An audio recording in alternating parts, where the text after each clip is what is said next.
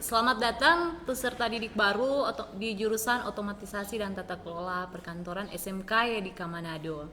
Ya, perkenalkan, nama saya Sisilia Muntiaha, Magister Administrasi Publik.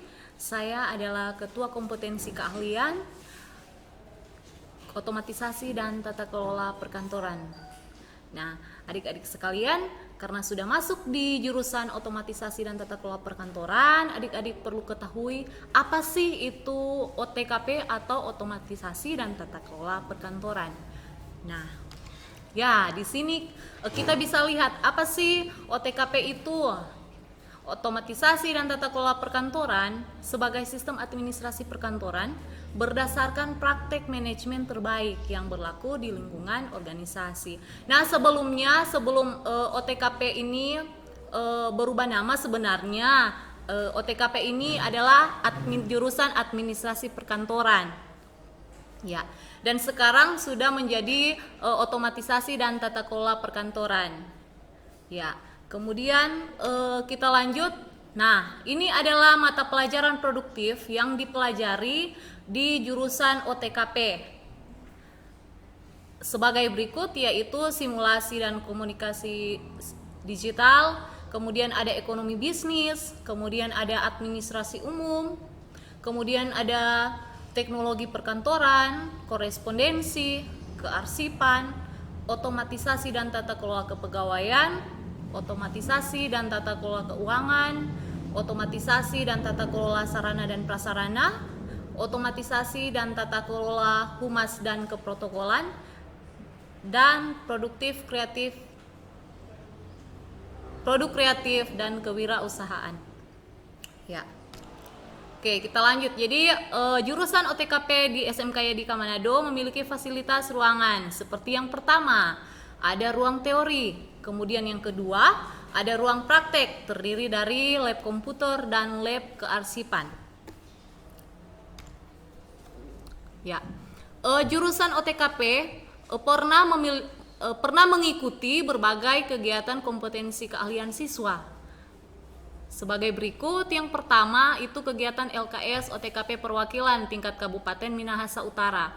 Kemudian ada LKS OTKP perwakilan tingkat Provinsi Sulawesi Utara, dan bahkan sudah mewakili Provinsi Sulawesi Utara untuk ke tingkat nasional. Nah, kemudian juga kita di sini ada LSPP 1, adik-adik sekalian, yang merupakan kegiatan yang diselenggarakan oleh SMK Yadika Manado melalui BNSP, dan adik-adik bisa mendapatkan sertifikat nasional yang merupakan rekomendasi adik-adik untuk bekerja. Ya. Kita lanjut. Ya, jurusan Otomatisasi dan Tata Kelola Perkantoran bekerja sama dengan dunia usaha dan industri, baik universitas, instansi pemerintah maupun swasta. Ya. Untuk universitas kita ada Politeknik Negeri Manado. Kemudian dari instansi pemerintah ada Badan Kepegawaian Negara atau BKN. Kemudian ada Balai Diklat Keuangan, dan instansi swasta ada PT Angkasa Pura Manado, kemudian juga ada PT Indomarko Pratama Manado. Ya, jadi ini adalah merupakan kerjasama kita dengan dunia usaha dan dunia industri, baik di instansi pemerintah maupun swasta. Masih banyak sekali. Tidak hanya ini saja, tetapi masih ada kerjasama dengan instansi atau perusahaan swasta yang lain. Ya, kita lanjut. Nah, adik-adik ini dalam jurusan OTKP ada standar kompetensi kelulusan OTKP. Nah, ini ada yang pertama, perilaku beriman, berakhlak mulia, percaya diri, dan tanggung jawab dalam berinteraksi.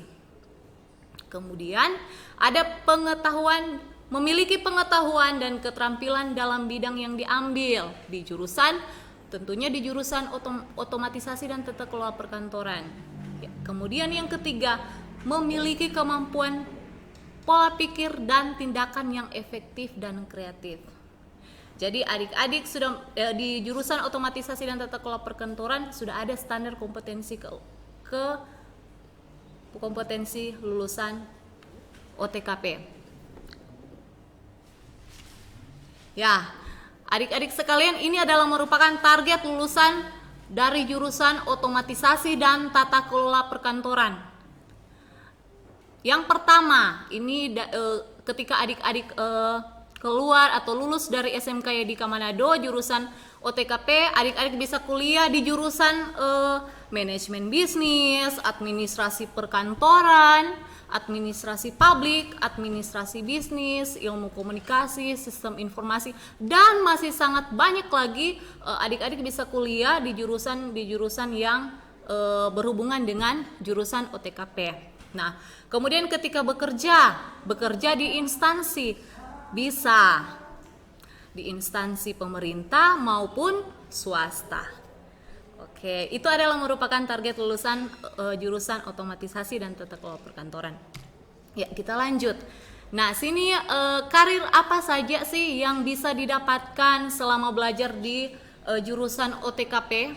Ya, sini ada office administrasi atau administrasi kantor. Kemudian yang kedua, tata usaha modern. Kemudian ada juga staf administrasi dan juga ada sekretaris. Jadi adik-adik bisa berkarir di bagian administrasi kantor, bagian tata usaha, atau sebagai staf administrasi, atau juga sebagai seorang sekretaris. Oke. Ya. Adik-adik sekalian, selamat bergabung dengan jurusan otomatisasi tata kelola perkantoran. Anda adalah sobat muda yang mempunyai pola pikir modern, kreatif, dan inovatif sehingga memilih jurusan OTKP. Terima kasih.